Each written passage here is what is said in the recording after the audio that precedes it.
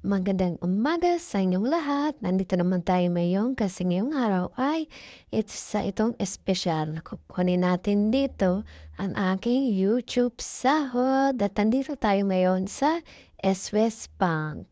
Ayan, i-reveal ko na ba kung magkano ang aking nakuha? Cherry! So, kung sino man ang makakuha ng tamang sagot kung magkano ang aking sinahod ay mayroong 100 pesos sa GCash. Kaya comment na kayo kung magkano nga ba ang aking nakuha. Tiyaran, ito nga pala. Ipapakita ko sa inyo ang aking nakuha. Tiyaran! Thank you sa YouTube. At syempre, mag-grocery tayo kasi isa ito sa mga plano ko na kapag nakuha ko ng aking YouTube sahod, ay syempre mag-grocery tayo. Hindi pala ito yung una kong sahod dito sa YouTube. At kung maalala nyo, ay may upload ako kung magkano ang sinahod ko nung first YouTube sweldo ko. Yung may napansin nga ako dito sa aking cart.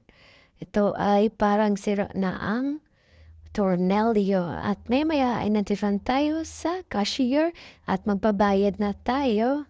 At thank you pala kay Kuya at tinatid ako. Yun lang, salamat, bye-bye!